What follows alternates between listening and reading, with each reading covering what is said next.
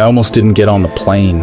Miami wasn't supposed to be a beginning. It was supposed to be an escape, a temporary pause button on a life that had been running on autopilot for far too long. I didn't pack a suitcase. I didn't make a plan. I booked the ticket the night before, almost like I was daring myself to follow through. At the airport, everything felt louder than usual. The rolling suitcases, the announcements, the hum of people who seemed to know exactly where they were going. I stood at the gate with my boarding pass in my hand, staring at the jet bridge like it was a threshold I wasn't sure I deserved to cross. There's a moment, a small, private moment, where you realize you've been living the same day for years. Same routines, same excuses, same ways of hiding. And suddenly the idea of stepping into something unfamiliar feels terrifying and necessary at the same time. I almost didn't get on the plane. Not because I didn't want to go, but because I didn't trust myself to change. When they called my group, I froze. My legs felt heavy, like they were rooted to the floor. I could hear my own heartbeat over the noise of the terminal. For a second, I thought about turning around, walking back to my car, and pretending this whole idea had never crossed my mind. But something in me, something small, something tired, said, "Go." Not loudly, not confidently.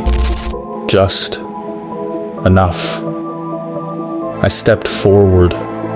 The jet bridge smelled like metal and recycled air. The kind of smell that tells you you're leaving something behind, even if you don't know what you're walking toward. When I found my seat, I sat down and exhaled like I'd been holding my breath for years. The flight was quiet. I stared out the window at the clouds, thinking about Tennessee, the routines, the secrets, the patterns that had been running my life. I didn't know if Miami would change anything. I just knew I needed distance, space, a room where no one knew me and I couldn't hide behind the familiar. When the plane landed, the heat hit me first, thick, humid, alive. Miami felt like a city that didn't care who I had been. It didn't ask questions. It didn't expect anything from me. And for the first time in a long time, that felt like relief. The hotel room was simple, clean. The kind of place that smells like lemon cleaner and stale coffee. The AC clicked on and off like a metronome, steady and predictable. I dropped my bag, just a backpack, and sat on the edge of the bed. Silence.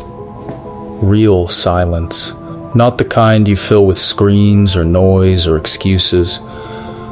The kind that makes you hear yourself. I walked to the window. The city stretched out in front of me, bright, chaotic, alive. I wasn't here to party. I wasn't here for the beach. I wasn't here to reinvent myself. I was here because I needed to know if I could be alone with myself without running. The truth is, I didn't know how to be alone. Not really. Not without reaching for something to numb the quiet. But in that room, with the AC humming and the city buzzing below, I felt something I hadn't felt in years. A small, fragile sense of possibility. I didn't do anything dramatic that first night. I didn't have some breakthrough or epiphany. I didn't suddenly become a new person. I just sat there, in a room that didn't know my history, and let myself exist without hiding. And that was enough, more than enough. It was the first step. If I could take one step forward, maybe you can too.